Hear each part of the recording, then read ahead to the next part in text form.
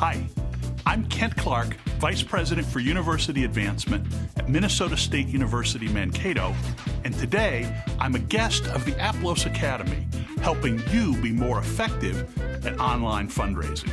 In our previous lessons, we've talked about the steps that you need to take to be ready for online fundraising, and we've talked about ways to assemble an email list of donors that you can communicate with online. Today, what I want to talk about are strategies and techniques you can adopt to provide an ongoing communication stream with your donors and catalyze over time increased donations. The first and maybe most important thing that you'll do with all of those email addresses that you've collected is tell them about your mission.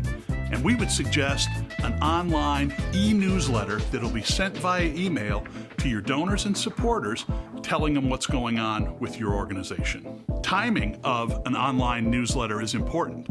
Probably every other month is the right flow, but that'll depend on your organization. In almost no circumstance would you send a newsletter more frequently than monthly. Your online newsletter should be mission-based, and it should be clear to anybody who reads this what your organization is about, why you exist, and what you aspire to do. Don't have your newsletter just a collection of events and news items. Make sure it tells a story from start to finish about what good you're doing in the world and why someone would want to be involved. What you want to do, your task in this newsletter, is to connect your donors with the way that their gift can make something possible. Of course, the point of online fundraising is asking for money. At least once a year, never less than that. We want to keep in front of them, but probably not more frequently than quarterly. You'll want to send a specific and targeted appeal for funding to your online network. Your online fundraising appeals, your solicitation emails, should be thought through very carefully, and they need to be strategic in the way that you approach people. Number one, they need to be very specific. Whatever it is that you're asking for, that needs to be clear in your appeal. Also, make sure that it's clear to donors what their funds will go to support. Now, many times we do online appeals that are for general operating or unrestricted funds.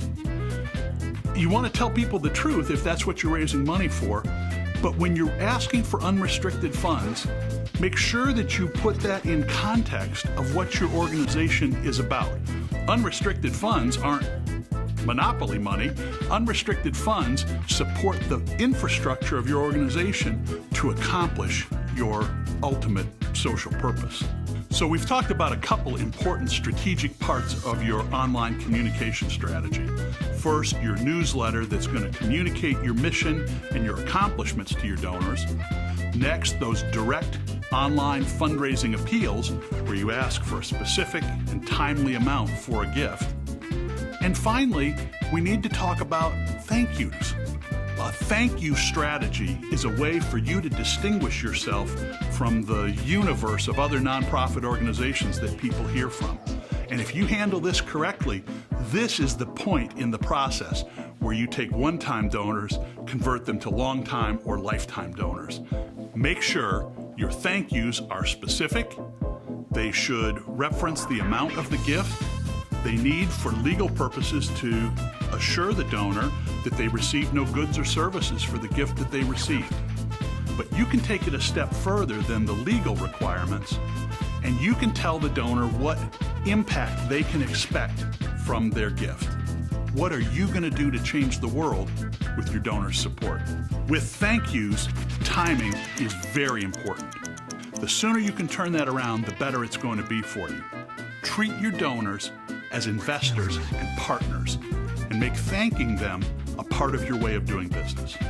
Well, there you have it. We've talked about some of the ways that you can use online communications strategically and effectively to advance the mission of your organization.